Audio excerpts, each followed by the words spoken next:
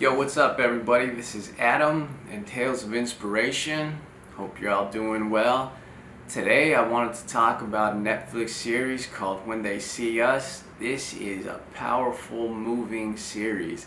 I recommend that everybody watches it and takes a look at it. It was a great watch. At times, it's hard to watch just seeing about it. I don't want to give it all away, but yeah, it's based on a true story about the Central Park Five. It was these young kids that were accused of raping a woman in Central Park, and of course they're all underprivileged ethnic youth. And yeah, this story it's something else. It was amazing. It was one of the best series that I've seen, hands down, for a long time. And yeah, I mean, it really opens your eyes, and it gives you a perspective on looking at the justice system and how it's still pretty flawed, and that I mean, people go to prison, go to jail. Sometimes it's really bad things. Sometimes it's not as bad at things. But when they put you in there and you're in there for such a long time, and they send you back out into the world, it's hard to adjust. And they say that you're in there to reform, and you're in there to be reformed, and that doesn't work because nobody wants to give these people opportunity.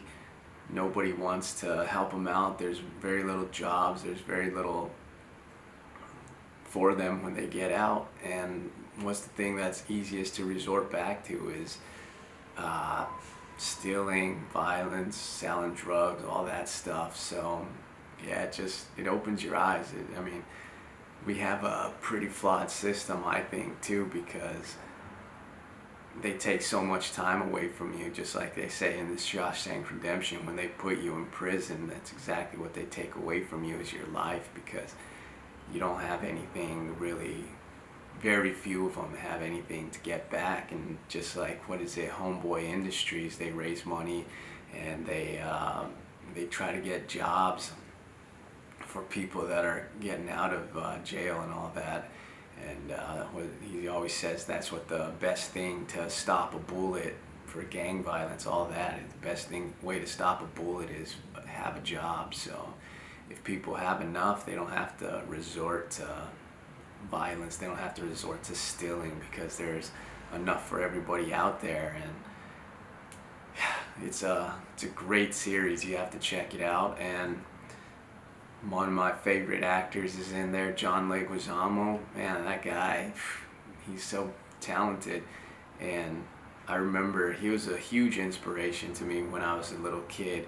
I used to watch, I think the first thing I ever seen him in was one of his one-man shows. And I remember one of the little stories of him when he was a kid. He had like the glasses and the headgear or something for his teeth. And I was in like 5th grade or something, 4th, 5th grade.